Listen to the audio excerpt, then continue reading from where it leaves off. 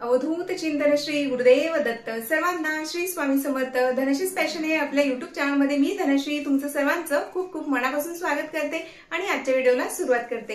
या अगोदर आपण बरेच व्हिडिओ अपलोड केले, त्या सर्वांची लिंक तुम्हाला डिस्क्रिप्शन मध्ये मिळेल, तेव्हा कृपया डिस्क्रिप्शन बॉक्स पाहायला विसरू नका। चला तर आजच्या व्हिडिओला सुरुवात करूया। तर पहा, कुलस्वामिनीची सेवा कशी करावी, का करावी याविषयीचा व्हिडिओ आपल्या चॅनलवर आहे, तो एकदा जरूर पहा। त्याचबरोबर कुलदेवीची सेवा करताना दुर्गा सप्तशती पाठ कसा वाचावा, रोज नित्य नियमाने किती अध्याय वाचावे हा व्हिडिओ देखील आपल्या चॅनलवर आहे। जर तुम्ही पाहिला नसेल तर जरूर पहा, त्यात अतिशय सविस्तर माहिती दिलेली आहे। तर पहा, या व्हिडिओमध्ये आपण माहिती घेणार आहोत की कुलस्वामिनी मातेची भैरवचंडी जो पाठ असतो तर तो का केला जातो किंवा तो कशा पद्धतीने आपण करावा याविषयी आपण माहिती घेणार आहोत। तर आता भैरवचंडी पाठ म्हणजे काय हे आपण अगोदर माहिती करून घेऊया। तर पहा, भैरवचंडी पाठ का करावा? जर आपण भैरवचंडी पाठ केला तर आपल्या घरात सुख शांती समृद्धी राहते। जे कुठली संकट असतील, दुःख असेल, त्यांचं निराकरण होण्यास मदत होते आणि आदिशक्ती आदिमाया जगदंबेची, आपल्या कुलस्वामिनी मातेची आपल्यावर अखंड कृपा राहते। घरात जर वास्तुदोष असेल त्याचंही निराकरण होत असतं आणि आपल्या कुलस्वामिनी मातेची जर आपल्यावर कृपा असेल तर आपल्या जीवनात सुख शांती समृद्धी राहते।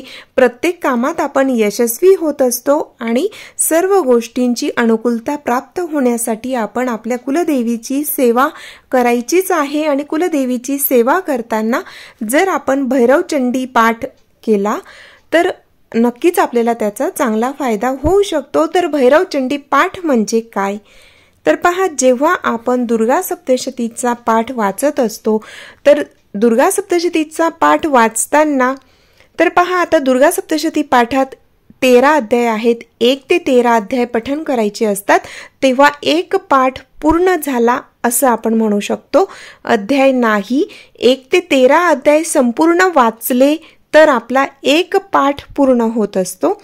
तर अशाच पद्धतीने आपण जेव्हा दुर्गा सप्तशती पाठ वाचत असतो तेव्हा कालभैरव अष्टक वाचून जर आपण ती सेवा कुलदेवीच्या चरणी अर्पण केली तर त्याला भैरवचंडी पाठ म्हणतात।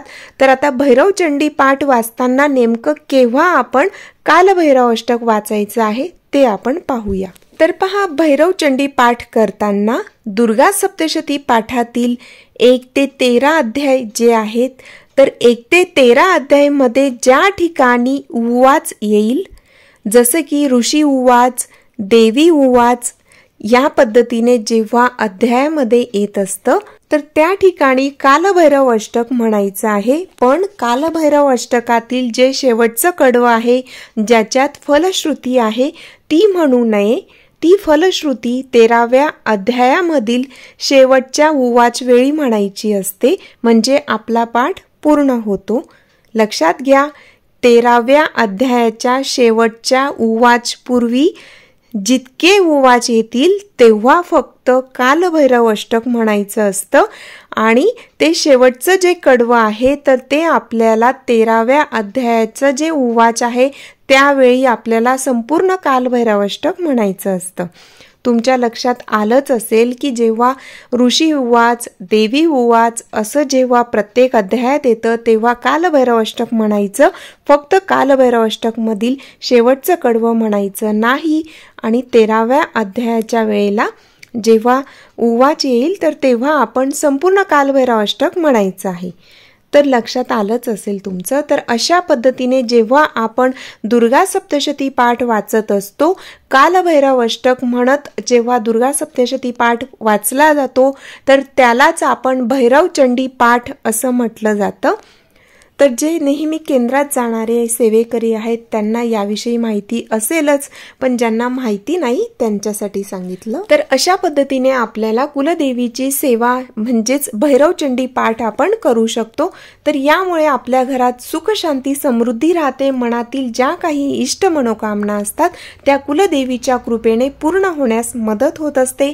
आरोग्याच्या समस्या असतील, आर्थिक संकट असतील किंवा कोणतंही संकट असेल, कोणतंही दुःख दुःख असेल तर ते कुलस्वामिनी मातेच्या आशीर्वादाने नक्कीच दूर होऊ शकतं।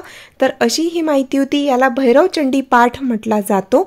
जर तुम्हाला लक्षात आलं नसेल तर व्हिडिओ पुन्हा एकदा व्यवस्थित लक्ष देऊन ऐका, नक्कीच तुम्हाला ते समजेल। तर ही माहिती आवडली असेल तर शेअर करायला विसरू नका। पुन्हा भेटूया अशाच छान व्हिडिओ सोबत। तोपर्यंत सर्वांना श्री स्वामी समर्थ।